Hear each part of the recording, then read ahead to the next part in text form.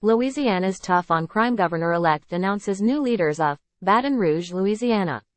AP, throughout his election campaign, Republican government-elect Jeff Landry promised to prioritize fighting crime in Louisiana, a state that in recent years has had one of the highest homicide rates in the country. On Wednesday, he took steps that he said would help fulfill that promise, appointing a new state police chief and other statewide safety and security leadership positions. Landry said he also plans to call the legislature into a special session to address crime once he's in the governor's office. Time equals 400 Ms. greater than currently the state's attorney general. Landry said an integral part of his plan as Louisiana's chief executive is to improve safety in New Orleans, which has often been in the national spotlight for violent crime. The governor-elect remarked during a news conference that he will bring as much of a law enforcement presence as necessary to keep New Orleans safe. But when pressed for specifics on tackling crime in the state's tourist-friendly and most populous city, he was not forthcoming. "We just announced the new adjutant general, leader of the Louisiana National Guard, and he'd tell you that you would never lay your plans out to the enemy," he said. "And in the battle to fight crime, I would not come here and give you all specifics." File. Louisiana Attorney General Jeff Landry talks to reporters outside the Supreme Court, January 7, 2022, in Washington. For the entirety of his campaign trail, Louisiana government-elect Landry vowed to prioritize the issue of crime in Louisiana, and on Wednesday, November 29, 2023, he took a step toward those plans, naming a new leadership tasked with the state's safety and security, including a new state police chief.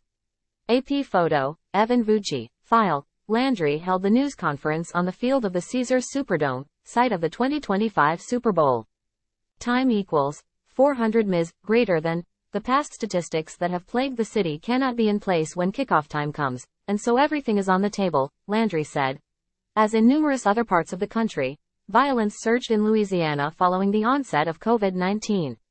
And while data from the Federal Bureau of Investigation shows that crime has steadily decreased in Louisiana over the past decade, New Orleans has continued to struggle with a surge of killings. Landry, who was backed by former President Donald Trump in this year's gubernatorial election, has employed a lot of tough-on-crime rhetoric, and has repeatedly slammed Louisiana's 2017 criminal justice overhaul.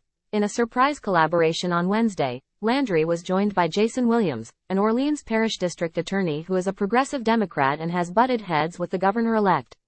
Standing side by side, Landry announced that GOP Attorney General-elect Liz Morrill will lead the prosecution of defendants arrested as a result of state police investigations in the parish. "You look around the country, you don't often see Republicans and Democrats sitting down to solve the toughest problems," Williams said. "And that's what we've been doing, focusing on crime in the city of New Orleans." Time equals 400 Ms. greater than. Landry announced that Major Robert Hodges will be the head of Louisiana State Police.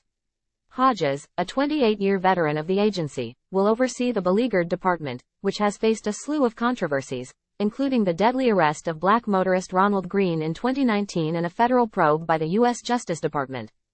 Time equals 400 Ms. greater than. Landry named General Thomas Frillo to lead the Louisiana National Guard and former State Representative Brian Adams to lead the State Fire Marshal's office.